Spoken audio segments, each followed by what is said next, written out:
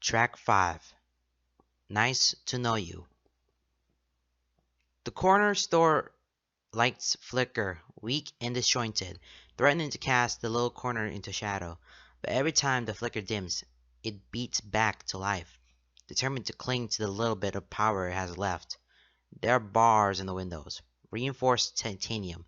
He knows from experience that the cashiers keep Garrison Glade blasters beneath the counters. He knows not because he's tried to rob the place, but because he's the one who sold them the weapons, lifted a couple garrison supply ships that were originally lifted by the Empire. Instead of handing the weapons back to the garrison, where they just be peddled out under the guise of another robbery, they decided it'd be better to arm the people. He's fond of this corner store.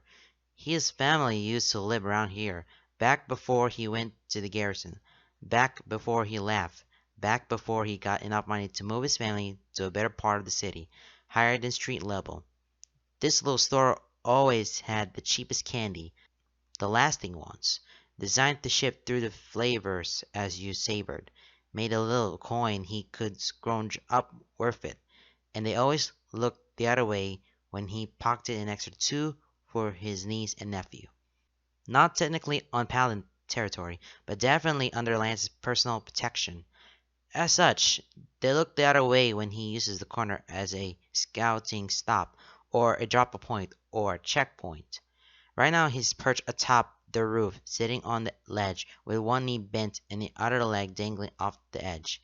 The advertisements around him have conveniently burned out for the night, courtesy of Pidge's specifically designed localized EMP gun. One shot, and he mostly lost in shadow. Convenient. He leaves the corner store lights on, though, for the ambience, for the nostalgia, because the loud buzz and flashing lights are comforting. Silence and darkness is how one loses themselves to memories. He's not into that. Not right now. Not when he can't go back to yesterday. Arm resting atop his knee, his sleeve is rolled up, exposing his wristband. The square display is lit and glowing a faint or white light, casting the hologram into the air above his arm. The blue ting display shows a map on one side of his messages on the other. The map shows an outline of a chunk of a city a couple of blocks away, a few fake dots blinking in various colors, tracking the location of his fellow paladins. It's not the map he stares at, however. It's his inbox. There's nothing new, no new messages, no new calls. That doesn't stop him from staring at it, doesn't stop his heart from pounding, straining, catching the fraying edges on his ribcage and slowly unraveling, doesn't stop his stomach from fluttering with the lightness of hope on a butterfly's wing, while simultaneously buzzing the stinging, angry hiss of a wasp. Come on, he whispers into the night, licking chapped lips. They're no longer bruised, no longer swollen, but he swears if he closes his eyes, he can still taste the phantom Keith. No messages answer him, no calls coming through. All he hears is the flickering buzz of the corner store lights, the radiating hum of electricity all around the city, the distant rumble of hover traffic above, the general din of conversation, of heels creating a backbeat on the concrete, of footsteps in puddles, of laughter, of shouts. Come on, you ass, he murmurs into the night. You said you called 2 hours ago. His eyes flicker to the map on the other side of the holoscreen. The dots are on the move. He can hear the soft buzzing of voices nearby getting louder. Sighing, he reaches for his earpiece. Abandoned on the roof next to him, he can hear him shouting his name before he even gets in his ear. Lance? Lance, please, come in. Sounds like Allura. Lance, come on. Where the Definitely Pidge. Watch your language, Squirt. I'm here. Where have you been, dude? Hunk, all worry and relief. Good guy. Did you have your earpiece out again? Sorry, guys. I was just distracted. In a way, if you can call wallowing in his own misery a distraction. Whatever. He hadn't been a part of the first half of this job, and their constant nagging in his ear hadn't exactly been helping keep his anxiety choked down. Did Loverboy call? Pitch the sharp bite of her tone, smooth at the edges with a playful tease. Too bad he isn't in the mood. Don't want to talk about it. What's the status? We crashed the drop. Most of them scattered, but Matt and his squad are cleaning up the runners on the outskirts. As we predicted, the buyer bolted. He's headed in your direction. Lawyer's voice, crisp and clean, commanding and informative. A woman after his own heart, if his heart wasn't already taken. Man, he's really got a type. Got it. He lets his sleeve fall back down over his wrist, the hollow screen automatically shutting off. He reaches into his jacket, pulling the gun from his holster, a relatively simple former Garrison engraved hand blaster. Then he pulls out the upgrade attachment for where it's attached to the belt strap across his chest. Along with it are several other attachments, and filled with charges. He slaps the attachment in his hand to the side of the gun with the lethargic and yet precise movements of familiarity, clicking it into place in the loading dock. Instantly the gun begins to glow, changing shape and glowing. The material specially crafted to be able to perform an atomic level, nanobites and all that ish. Pretty cool ones Pitch and Hunk get a hold of them. When the bites finish forming and the metal stops glowing, he's got a long barrel sniper rifle in his hands, hefting it into his shoulder. He clicks the button on the side to make the holographic sight pop up over it.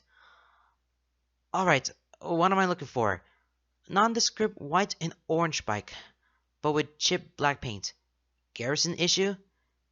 Yeah, but Clear nodded. Page managed to tag it with the locator chip. Your site should pick it up. Cool. No problem. He trains the gun on the sky, looking through the holographic sight screen at the flow of traffic above the street. Above him, there are a few other bikes, a few hover cars and ships, all of them in their own hurry, but none in the kind of getaway frenzy that he's looking for. There! A zipping bike, flying at dangerous speeds and weaving between traffic. It beeps in his sights, the screen picking up the locator chip easily, helping him get air.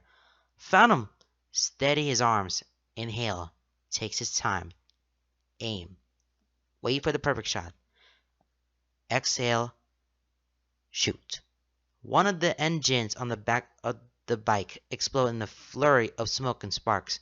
The bike spins out of control, quickly losing altitude as the driver tries to steady it on the way down. Nailed him! We're on our way! Don't let him run! Got it! He dislodges the attachment from his gun, strapping it back to the belt across his chest and sliding his handgun back into its holster as he stands. He leaps off the rope, grabbing a pipe on the way down to drop onto the fire escape, swinging over the edge of that and catching the rusting ladder, dropping the rest of the weight to the broken concrete. He's running as soon as he hits, darts down the alley to where he left his own bike. He's got a leg swung over good old Blue when his wrist vibrates. The synced ping rings in his ear. He grits his teeth, hissing a quick ufk. He knows without looking that it's Keith. Of course it's Ufkin Keith. Of course he calls now. He wants to answer. His whole body comes alive with the vibrations, with how the need to hear his voice and see his beautiful stupid face reverberates through him. It's a need, an ache, but he can't. Not now. He's on a job, and the Knights on ice if they don't score. Hissing out another curse, he slams his crystal ring to the pad on his bike and revs the engine. It leads up the concrete, and he leans forward to grab the handlebars. He waited for Keith. Keith can wait for him.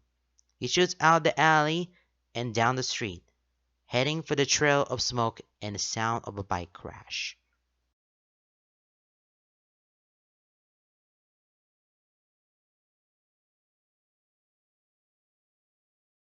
Of King, seriously. He paces across his room, wearing a path through the clothes and junk that litter his floor.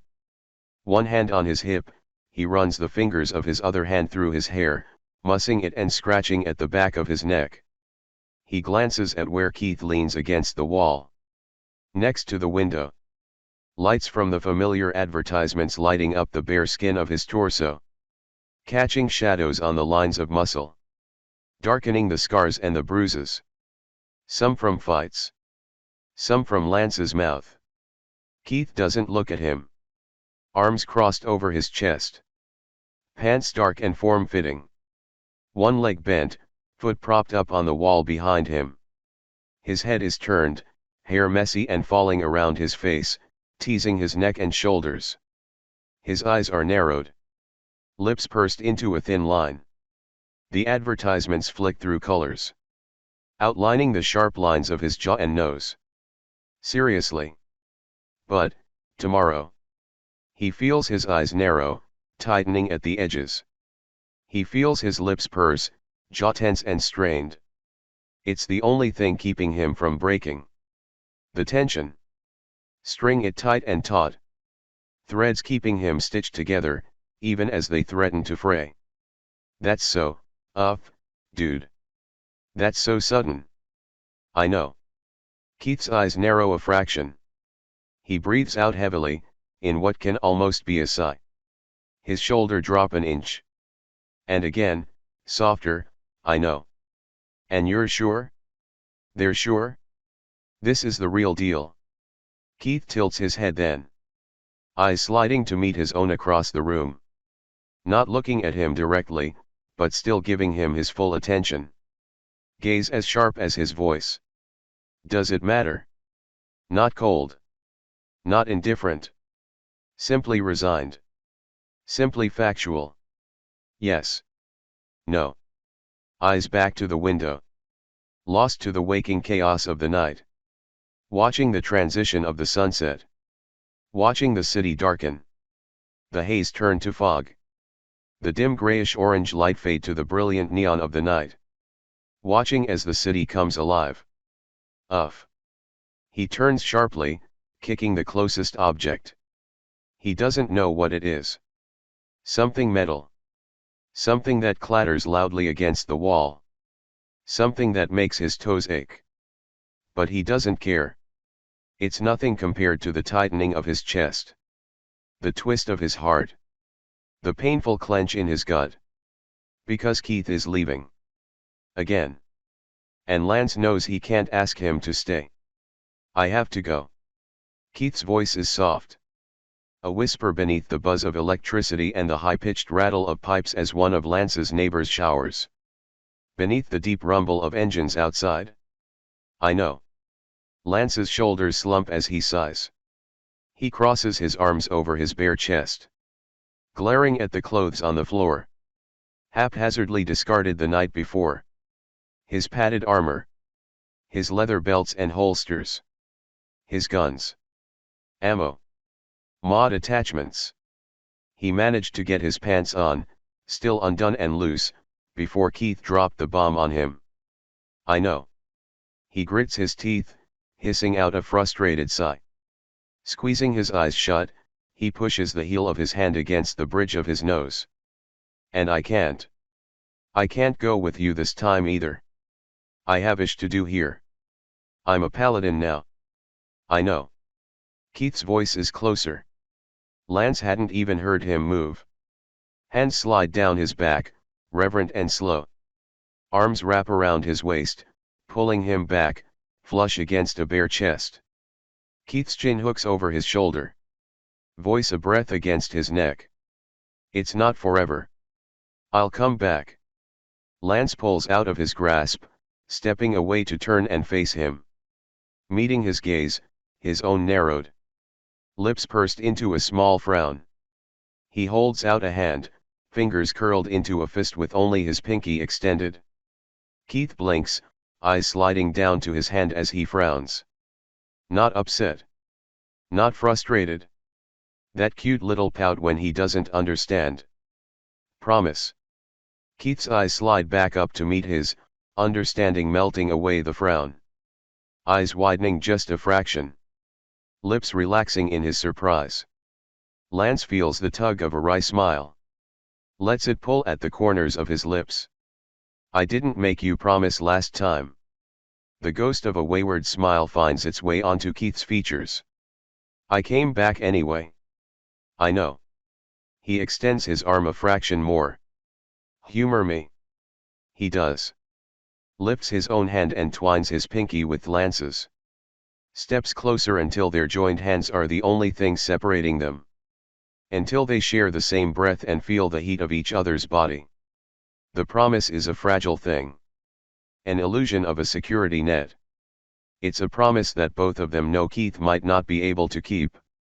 Anything could happen to him. Life is a fragile, unpredictable thing. They don't know what he'll find. What he'll get into. Where this lead will take him. He might find Shiro. He might not. Either way, they can't know for certain that he'll come back. All they have are glass promises, thin and quivering in the wind. We still have tonight, Keith whispers.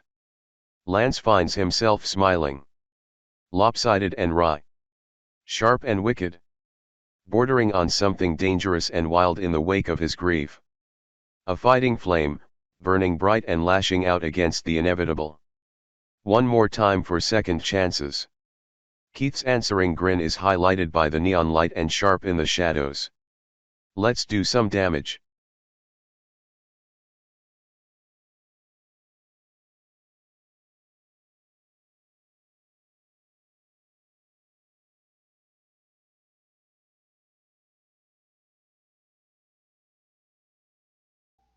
Come on, he whispers to the night. The air is cold, breath fogging as he leaves his hips. He sits back on his bike, idling off the side of some less crowded road. First one he had found once the job was secured. He can hear the footsteps of people passing, heels on the backbeat, the stumble of others, splashes through puddles. He ignores them all. Focuses wholly on the buzzing ring from his earpiece. He holds his arm out in front of him, holding the sleeve back with the other hand. His wristband glows, casting the hollow screen into the air in front of him. It shows nothing but a wavelength, a flat line, a dot above it pulsing gently, idling. He waits. Breath caught in his lungs, let out in another rush of, "Come on, you ass!" It clicks. The call ends.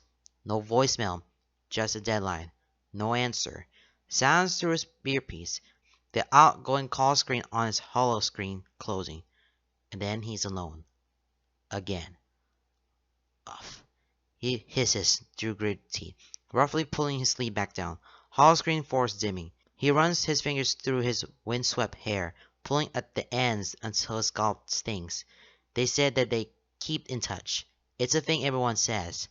Meaningless. A pleasantry. Goodbye. So long. So nice to know ya. We'll keep in touch. Nobody ever does, but it doesn't matter much. Except now. Except to Lance. But he cares. And what they had shifted into just a thing. Just a fling. Something that passes and fades to memory with little consequences. It hurts. He leans forward, grabs the handles of his bike too tight, revs the engine too hard, hears Blue roar too loud, loves the way it echoes off the buildings around him, loves the way it fuels a fire in his blood, loves the way the thrill hedges out the pain. He pulls the cloth around his neck higher, skin tight, and covering the lower half of his face to keep it warm. He pulls out his earpiece and drops it to the ground. He hears it clatter against the broken concrete. He hears the satisfying crunch as he crushes it beneath the heel of his boot. He hears the scrape as he twists his foot. He darts up into the night, wind in his hair, but the chill against his heated skin, blissful and numb. He drives fast and reckless. Faster, faster, faster.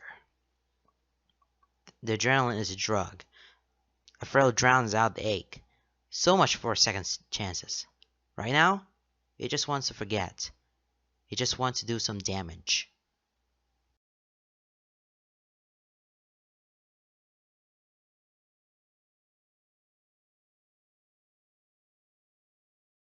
The quint tastes like blue. But not like blue raspberry. But blue. Like those drinks that come in solid colors and flavors like iceberg freeze and cooler glacier and tundra berry. Just tastes blue. Kind of fruity. Light and refreshing. With that cooling bite that's almost like mint, but not quite. Lingers on the tongue and makes everything feel cold. Pidge calls it Blue Mountain Breeze. Fancy, he thinks. Or he meant to. But Keith snorts softly next to him, huff of air drifting across his collarbones, and he realizes maybe he said it aloud. Keith's hair tickles his chin. His jaw. His neck. It's a distant feeling. Light and fleeting. His skin tingles. Physical sensation is numbed. Distant. His head working at half speed, and vision not quite lining up. There's a drag. There's a delay between mind and mouth. He can't tell if the haze around him is from the quint or just a general status of the club. Probably the club. The lights flash off of it. Dazzling and dizzying.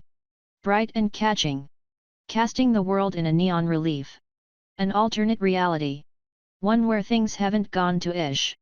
If he pretends hard enough, he can go back to yesterday. Back to the fleeting and budding feeling of contentment. The fragile and dim ember of hope that dared to grow. Before the bud was crushed. Before the ember was snuffed out. If he pretends hard enough. If the night lasts long enough. Yesterday will never pass. Tomorrow will never come. Look at my hand, he says, lips numb and tongue feeling thick. His hand moves in front of him. Blurring at the edges as it moves. He leans to rest his cheek on Keith's head. Wiggles his fingers. Feels his giggle more than he hears it. He folds his fingers into a gun, aiming it across the room. Pow! Keith sits up. Lifting his head, yet somehow still plastered to his side. His legs are thrown over Lance's lap, though he's not sure when that happened. His hands have been idly smoothing over his thighs, though. Groping him through the tight fabric. Pleased that his leather guards had been left behind for once. He's distracted when Keith's hand comes down over his. All warm leather and calloused fingers. Pale and catching the neon lights. Keith's lips against his ear. Breath feathering out against his neck. Voice deep and suggestive. Know what else those hands can do. Yet, he does. He really King does. They can do so many things. So many King things, your mind's gonna be blown, babe. Another soft chuckle of laughter. Right. Said it aloud again. Keith's lips trailing along his jaw. His nose tracing a path across his cheek. Leaving trails of fire in their wake. Fire that burns through the numb vibrations of his body. This new Quint is good. Pidge is a mad scientist. Another hit. Later. Keith's lips on his. Hot and burning. Tongue in his mouth, lazy and sloppy. Yet demanding and teasing. Lance's fingers in Keith's hair, pulling tight. Making him gasp. Keith's fingers clumsy and searching. Restless. Feeling every inch of him. Slipping beneath his clothes to find heated flesh. Trailing fire and the bite of nails. Lance drowns in it. Gives himself over to it. Relishes in the way time slows to a halt. In the way he can memorize the feeling of Keith against him between the slow drag of seconds. Taking everything he has to offer. Taking the same from Keith. This night is far from over. Far from over. But the knowledge that the end will come still looms heavily. A thick cloud of smog filling up the shadows in his mind. Tugging at the taut, frayed strings holding his heart in place. Threatening to smother the buzz he's riding. To drag him down from his high. So he loses himself in Keith. This night is far from over. They're gonna get carried away. He wishes he could go back to yesterday.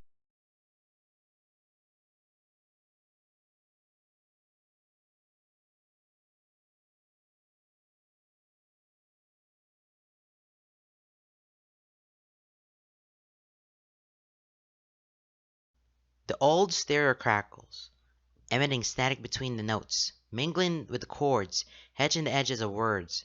It doesn't matter, he knows them anyway. Old songs, sings his mother used to sing, his brothers used to sing, his sisters, him to his niece and nephew. The radio is old, a piece of junk plucked from old car they once found, modified by a hunk to pick up modern signals, modified to work. It's broken now. Speakers rattling in their cages, muffling the words with static and crackling the chords. He doesn't care. He likes it broken. Thinks it's unique that way. It sits on the edge of the ridge, far on the outskirts of the city, left alone with his thoughts, with the ache, with nothing but the crackling of the radio to echo out over the waves, creating a melody to the crash of the tide below.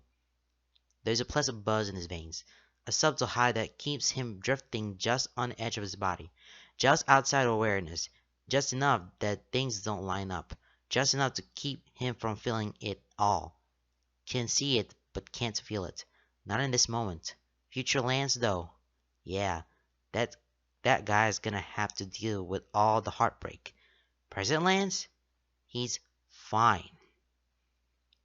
He lifts the rolled joint to his lips, breathing in deep and tilting his head back. Hand falls to the conker behind him, joint resting between his fingers. He stares at the sky through half-lidded eyes, letting the smoke drift from his lips with an exhale. Watches it rise and dissipate into the night. Watches it blend into the clouds. There are no stars tonight. That familiar bitterness in his tongue, that familiar bite that bleeds into the buzz, a pleasant edge of cinnamon, Koran's blend, a soothing strain, meant to take the edge of his anxiety, a mellow one. Another hit, another exhale, a lap into the night. It sounded just as raspy as the crackle of the broken stereo.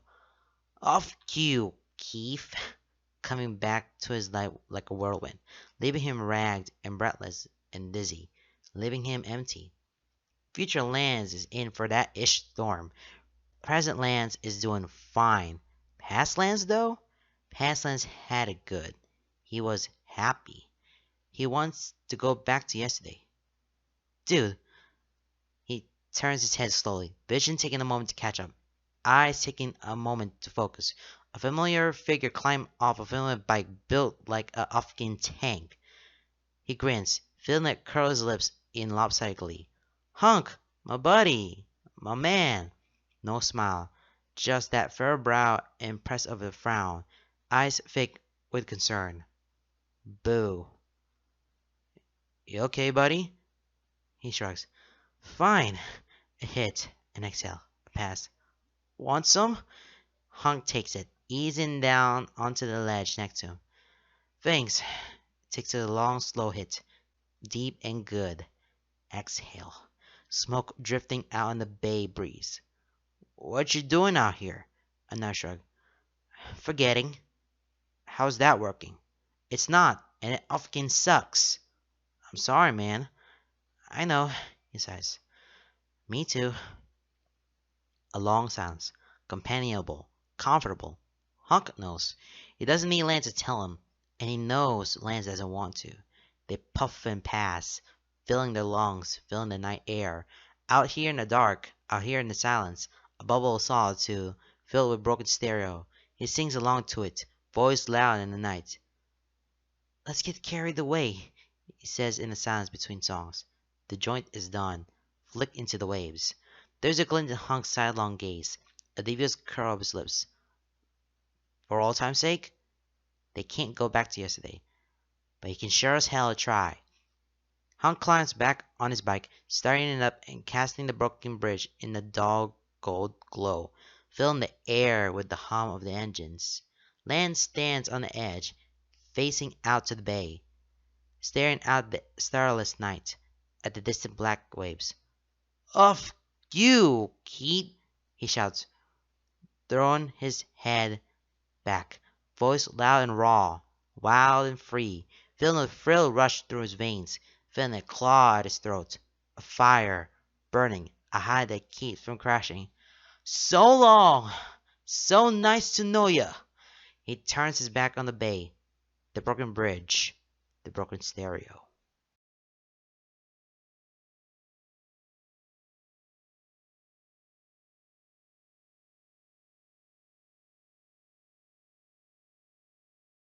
This night is far from over.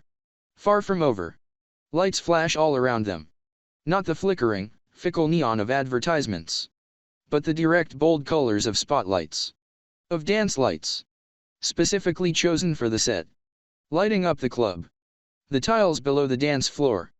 The balconies that rise around them. Colors. Flashing bright. Igniting them in different shades. Different shadows. Contorting who they are. Contorting reality. bending time and creating a bubble to encase them. A bubble where things are different.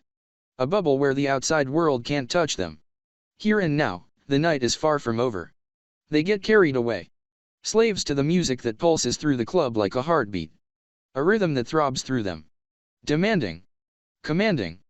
Controlling their movements. Controlling the flash of lights. A rhythm they're lost to. A buzz in their veins. Demanding they move. He moves against Keith. Leaned back against him. Head tilted back against his shoulder. Keith's lips on his neck. Breath hot against the sweat clinging to his skin. Their outer layers have been shed. Their armor left above, in the paladin areas. Keith's hands around him. Roaming his waist. His hips. Dipping beneath his shirt. Pushing it up until skin is exposed to humid air. Hands hot. Leather gloves warm. Fingertips burning as they trace fire across his skin. As they reach down to grab his thighs. Dipping between them. Lance's hips rutting against his rough palm. His own hands behind him, in Keith's hair. Nails biting into his strong forearms. Body writhing. Pressing back. Melding into Keith's heat. Rubbing back against him. Hips moving together like crashing tides. Carrying them away. The oncoming day threatens their fragile bubble, but right here, right now, this night is far from over. Far from over. They get carried away.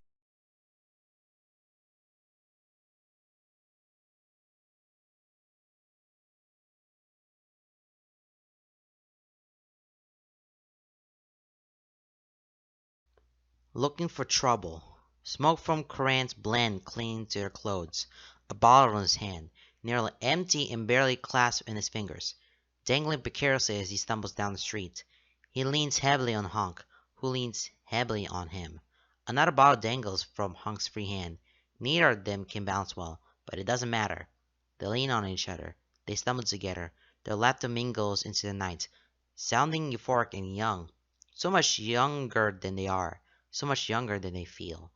Takes him back to the days at the garrison, carefree and young, before they knew better. Takes him back to the early days as a paladin, looking for fights and finding them. Can't go back to yesterday, but they can pretend. They're not looking for a fight, but they don't say no when no one arrives. When they stumble into the couple of young guns, young kids, trying to carve out a piece of the world for themselves.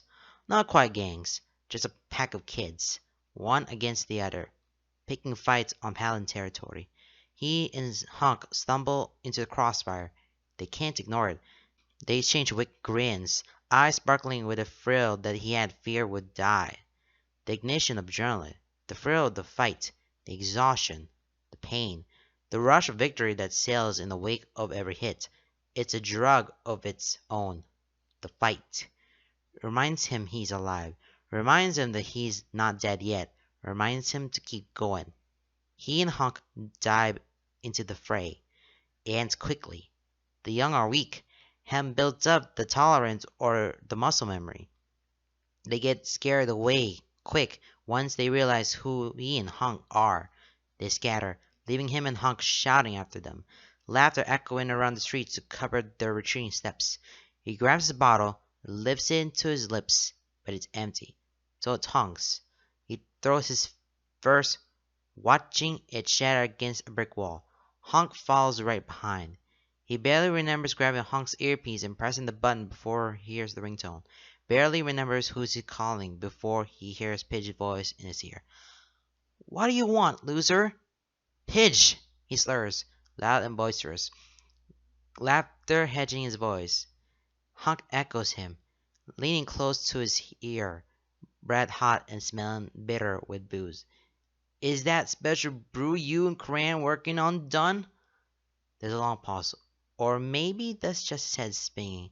"You two are off gup, aren't you?" "Yup," he says, putting heavy emphasis on the pop, leaning into Hunk's shoulder. "I can't feel my toes, Pidge," Hunk says, loudly, giggling on the tail end. "My face is numb." "Dude, that's 'cause you took a heavy right hook to the jaw." "Oh yeah." Heavy sighs from his earpiece, a fondness lingering in exasperation. "Yeah, it's done. Get your asses to my apartment. Hopefully I'll be buzzed by the time you get here because I am not dealing with you two sober. Ah yeah, cheerio party! Lance throws fists in the air, nearly tipping both his and Honk's balance. Just like old times. He knows he hasn't been around much anymore. Not with Keith in his life. Not the way he's been single-mindedly obsessed. Knowing there was a timer on their time together. He hadn't acknowledged it, but he known. He always known. Their time was limited, and he had tried to soak up as much as he could. So long. So nice to know you. But this night is far from over, and it's time to get carried away.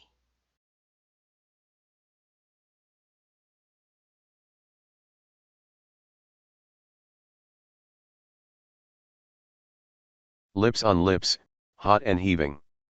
Messy and uncoordinated. Desperate and demanding. Hands on flesh. Fingers bruising. Blindly groping along maps that they already know by heart. Bodies they already know better than their own. Desperate for more. Trying to memorize more. To take it all in. To feel every last dip and curve. Hips, moving together in sync. The fast and hard snap. The eager and slow grind. Feeling everything. Feeling too much. Spread open and taking everything. Bruising. Taking. Giving. They pull each other close. Closer. Can't get close enough. Getting more frantic as the night wears on. Getting more desperate as time ticks by in a slow drag. A warning, looming over them. They pull at each other. Press close. Taking everything they can with tongue and teeth, hands and lips, hips unrelenting, bodies grinding. They give everything that they are. In the times of rest, they breathe together. Sharing it. Sharing soft and delicate touches. Treating the other like porcelain. Like glass. Eager to feel but desperate not to break. Fragile moments, a breath away from shattering. Silence between them. Words too heavy to be trusted. Locked eyes all they have to communicate. That, and the tender touches they dare not put a voice to. Then they're at it again. And again. Take each other. Bruise each other. Create a physical ache that echoes and bleeds into the days to come. To make it harder to forget. To serve as a reminder. As a thin thread still keeping them connected. They go again. And again. One more time for old time's sake. One more bend before they break. He wakes up the next morning alone. Bed cold and cast in the dull reddish-gray light of the sun. Dust motes lighting and drifting. Making him feel like he's underwater. Drowning in a light that makes him look sallow. Bringing his bruises into a painful light. Making him ache. The night is over. Can't go back to yesterday.